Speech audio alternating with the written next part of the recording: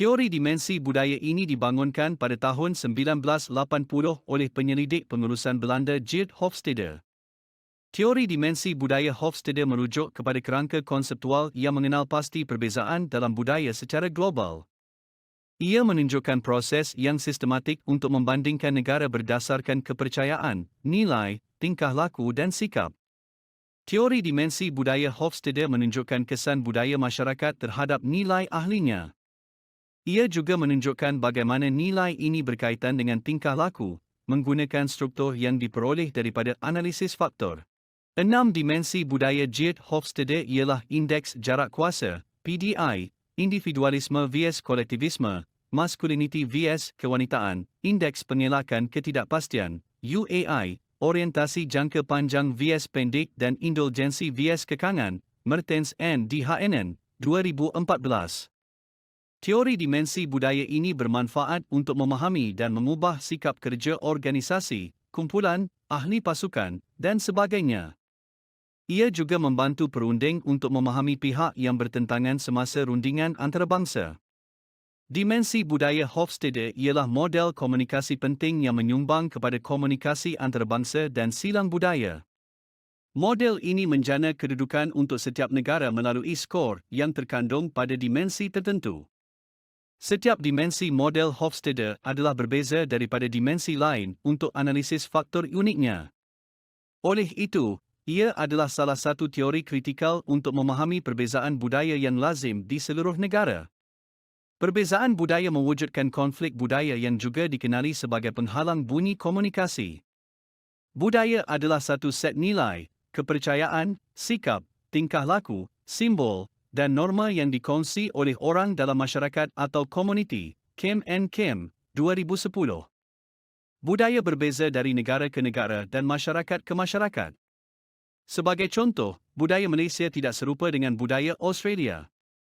Selain itu, budaya orang Afrika Amerika tidak sama dengan orang Amerika Putih. Teori dimensi budaya Hofstede yang dibangunkan oleh Geert Hofstede merupakan rangka kerja yang digunakan untuk memahami perbezaan dalam budaya merentas negara. 6 dimensi utama awal Hofstede termasuk jarak kuasa, pengelakan ketidakpastian, individualisme kolektivisme, masculinity kewanitaan dan orientasi jangka pendek berbanding jangka panjang. Kemudian, penyelidik menambahkan kekangan vs kelonggaran pada senarai ini. Sejauh mana negara individu berkongsi dimensi utama bergantung pada beberapa faktor seperti bahasa yang dikongsi dan lokasi geografi. Trendes, 2018. Dimensi budaya Hofstede digunakan secara meluas untuk memahami etika dan memudahkan komunikasi merentas budaya dalam bidang yang terdiri daripada perniagaan hingga diplomasi. Indeks jarak kuasa menerangkan sejauh mana ahli organisasi atau institusi yang kurang berkuasa menerima dan mengharapkan kuasa itu diagihkan secara tidak sama rata. Walaupun terdapat tahap ketidaksamaan tertentu berlaku dalam mana-mana masyarakat, Hofstede menyatakan bahawa terdapat lebih banyak persamaan dalam sesetengah masyarakat berbanding dengan yang lain.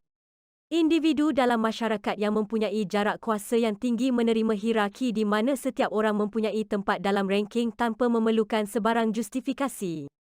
Sementara itu, masyarakat yang mempunyai jarak kuasa yang rendah berusaha untuk mempunyai pengagihan kuasa yang sama rata. Implikasinya ialah budaya menyokong dan mengharapkan hubungan yang lebih bersifat perundingan, demokratik atau egalitarian. Amerika Syarikat ialah sebuah negara yang mempunyai salah satu jarak kuasa terendah berbanding negara lain di dunia. Jarak kuasa menunjukkan sejauh mana masyarakat menerima bahawa kuasa dalam institusi dan organisasi diagihkan secara tidak sama rata. Jarak kuasa seolah-olah menjadi salah satu kuasa penggerak pada rakyat Amerika dan permintaan mereka untuk didengari.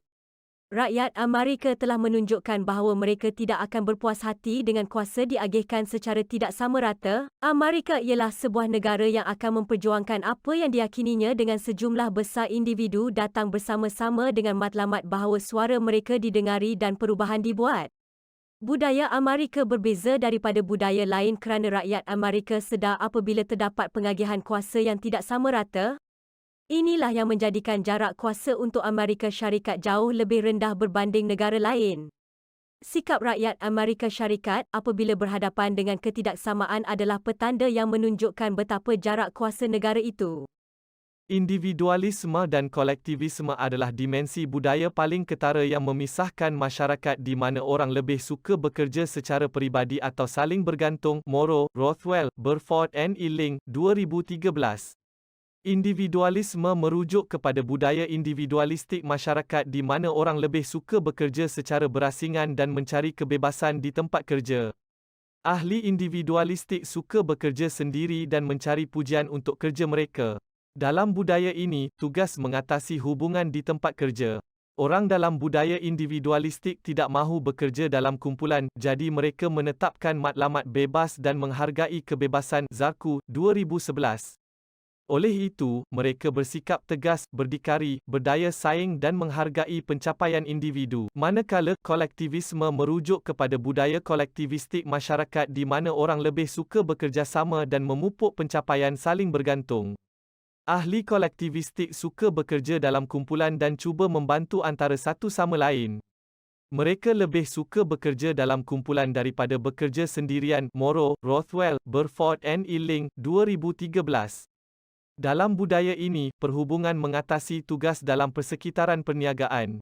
Mereka juga menekankan identiti kumpulan dan kejayaan kumpulan. Oleh itu, mereka bekerjasama, patuh, dan rela berkorban. Ahli keluarga mengekalkan hubungan yang kuat dengan ahli dalam kolektivisme.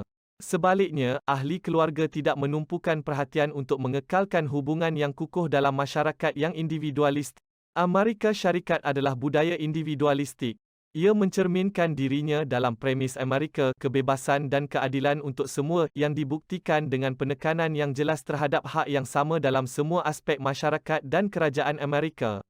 Dalam organisasi Amerika, pihak atasan boleh diakses dan pengurus bergantung pada pekerja dan pasukan individu untuk kepakaran mereka. Kedua-dua pengurus dan pekerja mengharapkan untuk dirujuk dan maklumat dikongsi dengan kerap. Pada masa yang sama, komunikasi tidak formal, langsung dan partisipatif ke tahap tertentu. Masyarakat telah bersatu dengan longgar di mana jangkaan adalah bahawa orang ramai menjaga diri mereka dan keluarga terdekat mereka sahaja dan tidak sepatutnya bergantung kepada pihak berkuasa untuk mendapatkan sokongan. Orang Amerika terbiasa menjalankan perniagaan atau berinteraksi dengan orang yang tidak mereka kenali dengan baik. Akibatnya, rakyat Amerika tidak segan untuk mendekati bakal rakan sejawat mereka untuk mendapatkan atau mencari maklumat. Dalam dunia perniagaan, pekerja dijangka berdikari dan mempamerkan inisiatif. Dimensi penghindaran ketidakpastian. Dimensi budaya Hofstede menangani toleransi masyarakat terhadap ketidakpastian dan kekaburan. Dimensi ini menggambarkan sejauh mana ahli masyarakat cuba mengatasi kebimbangan mereka dengan meminimumkan ketidakpastian. Dalam bentuk yang paling mudah, pengelakan ketidakpastian merujuk kepada bagaimana perubahan yang mengancam adalah kepada budaya. Hofstede, 2011. Indeks pengelakan ketidakpastian yang tinggi menunjukkan toleransi yang rendah untuk ketidakpastian, kekaburan dan pengambilan risiko. Orang dalam budaya ini juga cenderung lebih beremosi. Sebaliknya, mereka yang berada dalam budaya pengelakan ketidakpastian rendah menerima dan berasa selesa dalam situasi tidak berstruktur atau persekitaran yang boleh diubah dan cuba untuk mempunyai sedikit peraturan yang mungkin. Ini bermakna orang dalam budaya ini cenderung lebih bertolak ansur dengan perubahan. Banyak penyelidikan menunjukkan Amerika Syarikat menunjukkan rendah pada dimensi pengelakan ketidakpastian. Akibatnya, konteks yang dirasakan di mana orang Amerika mendapati diri mereka akan memberi kesan kepada tingkah laku mereka lebih daripada jika budaya itu akan mendapat markah yang lebih tinggi atau lebih rendah. Terdapat tahap penerimaan yang saksama untuk idea baharu, produk inovatif dan kesediaan untuk mencuba sesuatu yang baharu atau berbeza, sama ada ia berkaitan dengan teknologi, amalan perniagaan atau makanan.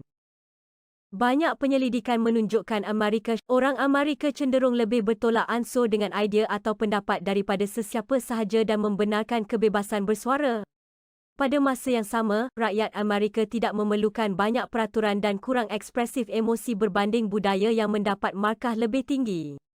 Pada masa yang sama, kejadian 9/11 telah menimbulkan banyak ketakutan dalam masyarakat Amerika yang memuncak dalam usaha kerajaan untuk memantau semua orang melalui NSA dan organisasi keselamatan lain.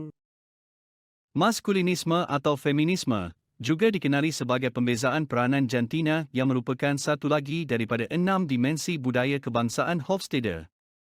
Dimensi ini melihat sejauh mana masyarakat menghargai peranan tradisional maskulin dan feminin.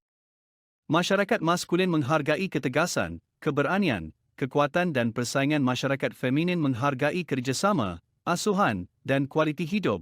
Hofstede, 2011. Skor kewanitaan yang tinggi menunjukkan bahawa secara tradisinya peranan feminin adalah lebih penting dalam masyarakat itu.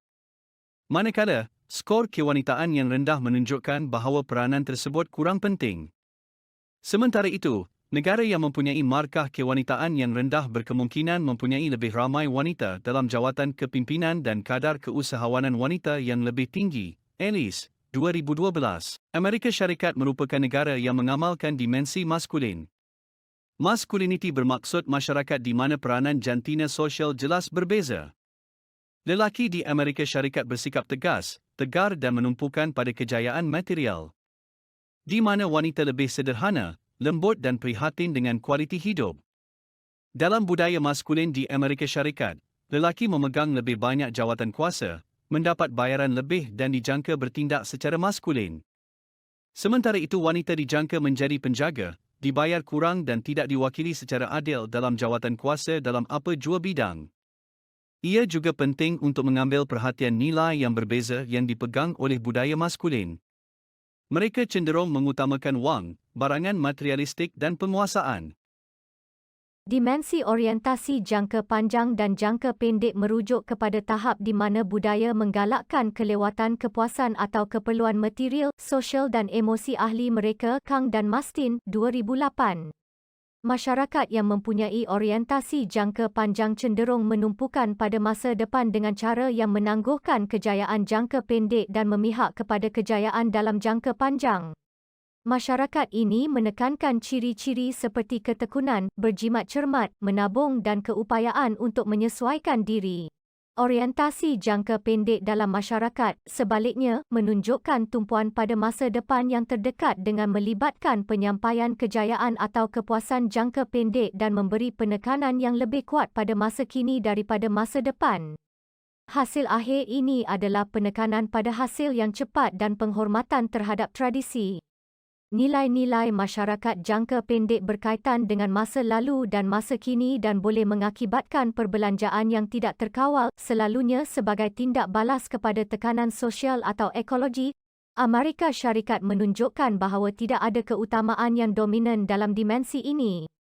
Rakyat Amerika cenderung untuk menganalisis maklumat baru untuk memeriksa sama ada ia benar dan boleh dipercayai untuk meneruskan atau perlu dipertimbangkan.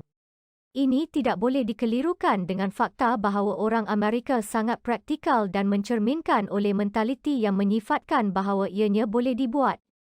Perniagaan Amerika mengukur prestasi mereka pada asas jangka pendek dengan penyata untung rugi dikeluarkan setiap suku tahun. Ianya secara langsung mendorong individu berusaha untuk mendapatkan hasil yang cepat di tempat kerja. Akhir sekali, dimensi kekangan dan kelonggaran mempertimbangkan sejauh mana dan kecenderungan sesebuah masyarakat untuk memenuhi kehendaknya. Maksudnya, dimensi ini adalah ukuran dorongan masyarakat dan kawalan keinginan. Tahap indulgensi yang tinggi menunjukkan bahawa masyarakat membenarkan kepuasan yang agak bebas. Sementara itu, kekangan menunjukkan bahawa masyarakat cenderung untuk menekan kepuasan keperluan dan mengawalnya melalui norma sosial. Bay, Kim, 2013. Satu cabaran yang dihadapi oleh manusia, kini dan dahulu adalah sejauh mana kanak-kanak kecil bersosial. Tanpa sosialisasi kita tidak menjadi manusia. Dimensi ini ditakrifkan sebagai sejauh mana orang cuba mengawal keinginan dan dorongan mereka, berdasarkan cara mereka dibesarkan. Kawalan yang agak lemah dipanggil indulgence dan kawalan yang agak kuat dipanggil restraint. Budaya di Amerika Syarikat menunjukkan lebih pada sebagai masyarakat indulgen pada dimensi ini. Ianya juga digabungkan dengan skor normatif yang dicerminkan oleh sikap dan tingkah laku yang bercanggah seperti bekerja keras dan bermain bersungguh-sungguh. Negara-negara telah melancarkan perang menentang dadah dan masih sangat sibuk dalam berbuat demikian, namun ketagihan dadah di Amerika Syarikat lebih tinggi berbanding di banyak negara kaya yang lain. Ia adalah masyarakat yang bijak, tetapi beberapa penginjil terkenal kelihatan tidak bermoral. Kesimpulan model Hofstede boleh dilihat sebagai sangat relevan dan bernilai dalam masyarakat hari ini. Teori dimensi budaya Hofstede membentuk rangka kerja yang berputar di sekitar komunikasi silang budaya yang direka oleh G. Hofstede. Dimensi tersebut secara kolektif menggambarkan kesan budaya yang tertanam dalam masyarakat terhadap nilai-nilai ahli masyarakat tersebut. Alzeban, 2015. Mereka juga menerangkan hubungan antara nilai dan tingkah laku ini dengan bantuan struktur berdasarkan analisis faktor. Dalam erti kata lain, teori ini mengkaji aspek penting budaya dan memberikan mereka penarafan pada skala perbandingan.